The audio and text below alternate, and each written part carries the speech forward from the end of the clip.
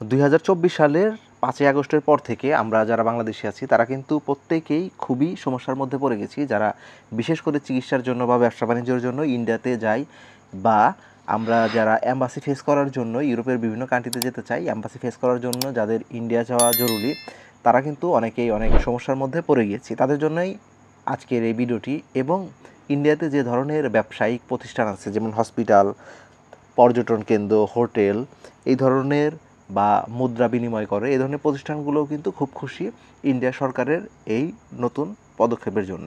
তো চলুন আমরা বিষয়টি জেনে নেই। ভিসা নিয়ে সুখবর দিল ভারত সরকার। বাংলাদেশি নাগরিকদের জন্য মেডিকেল ভিসা আরও বাড়ানোর সিদ্ধান্ত নিয়েছে ভারতের পররাষ্ট্র মন্ত্রণালয়। আগামীকাল রোববার 10 আগস্ট থেকে সিদ্ধান্ত কার্যকর হবে। বাংলাদেশি নাগরিকদের জন্য মেডিকেল ভিসা আরও বাড়ানোর সিদ্ধান্ত নিয়েছে ভারতের পররাষ্ট্র মন্ত্রণালয়। এটি খুবই গুরুত্বপূর্ণ এবং খুবই আনন্দের একটি খবর। তো খবরটি জানার পরে ব্যবসা বাণিজ্য পুনরুজ্জীবিতের আশায় নতুন করে বুক বাঁধছেন ভারতের ব্যবসায়ীরা। জানা গেছে, পর্যটন, চিকিৎসা ও ব্যবসায়িক কাজে প্রতি বছর প্রায় 36 লাখ বাংলাদেশি ভারত ভ্রমণ করতেন। প্রত্যেক বছর চিকিৎসা, পর্যটন এবং ব্যবসায়িক কাজে 36 লাখ বাংলাদেশি ভারত ভ্রমণ করতেন। তবে 2024 সালের 5ই আগস্টের পর ভিসা নীতির জটিলতায় 1 বছর ধরে বাংলাদেশি পর্যটক ও চিকিৎসা প্রার্থীর সংখ্যা উল্লেখযোগ্যভাবে কমে যায়। এতে ভারতীয় ব্যবসায়ীরা বড় ধরনের ক্ষতির মুখে পড়েন। অনেকে জীবিকার উৎস হারিয়ে পেশা পরিবর্তন করতে বাধ্য হন। কারণ আমাদের বাংলাদেশ থেকে যে পরিমাণ মানুষ ইন্ডিয়াতে যেত, তাতে ইন্ডিয়ার কিছু কিছু অঞ্চল বাংলাদেশিদের উপরে নির্ভর করে বিভিন্ন ধরনের ব্যবসা বাণিজ্য কিন্তু তারা চালাতো।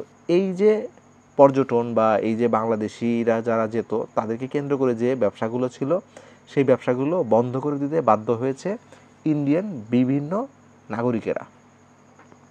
এছাড়া ভারতের কলকাতার প্রাণকেন্দ্র নিউ মার্কেট, রাজধানী শহর দিল্লি, দক্ষিণ ভারতের চেন্নাই, হায়দ্রাবাদ ও ব্যাঙ্গালোর শহরেও বড় বড় হাসপাতালগুলোতেও ভঙ্গুর হয়ে পড়ে বাংলাদেশ নির্ভর ব্যবসা ও অর্থনীতি। একই সঙ্গে ক্ষতির মুখে পড়ে দেশটির হাসপাতাল, হোটেল, পরিবহন ও খুচরা ব্যবসায় খাত। তবে ভিসা নীতি সহজ করার ফলে আবারও বহু সংখ্যক বাংলাদেশি ভারতে আসতে পারবেন বলে খুশি কলকাতা, মুম্বাই, চেন্নাই, হায়দ্রাবাদ, ব্যাঙ্গালোর ও দিল্লির ব্যবসায়ীরা। বাংলাদেশিরা আসলে আগের সংকট অচিরেই কাটিয়ে উঠবেন বলে আশা তাদের। একই আশা হাসপাতাল কর্তৃপক্ষ, হোটেল ব্যবসায়ী, মুদ্রা বিনিময়, পরিবহন ব্যবসায়ী থেকে শুরু করে পোশাক ও খাদ্য সামগ্রী ব্যবসায়ীদেরও। তারা সকলেই চান ধর্ম, রাজনীতি ও হানাহানি বাদ দিয়ে সব কিছুর ঊর্ধ্বে উঠে দুই দেশের মৈত্রী সম্পর্ক অটুট থাকুক এবং একে অপরের পরিপূরক হয়ে উঠুক। আশা করছি এই ভিডিওটির যে তথ্য আমি আপনাদের সঙ্গে শেয়ার করব, এই তথ্যটি আপনাদের কাছে খুবই গুরুত্বপূর্ণ এবং অনেকেই আপনারা এই ধরনের একটি নিউজের জন্য অপেক্ষা করছিলেন। যারা ইন্ডিয়াতে চিকিৎসা করতে যাবেন তাদের জন্য খুবই বড় ধরনের একটি নিউজ, এবং যারা ইউরোপে যাবেন কিন্তু বিভিন্ন দেশের অ্যাম্বাসি আমাদের দেশে না থাকার কারণে ইন্ডিয়াতে আমাদেরকে যেতে হয়, তারা কিন্তু অনেক বিপদে পড়ে আছেন। অনেকের ওয়ার্ক পারমিট এসে গেছে, কিন্তু ইন্ডিয়ার ডাবল এন্ট্রি ভিসা পাচ্ছেন না বলে আপনার ওয়ার্ক পারমিটের মেয়াদ চলে যাচ্ছে। সব কিছুর মধ্যেই সবাই অনেক জটিলতায় পড়ে গিয়েছিলেন। এই নিউজের মাধ্যমে আমরা আশা করছি যে আমাদের সেই জটিলতা কাটিয়ে উঠতে পারবো।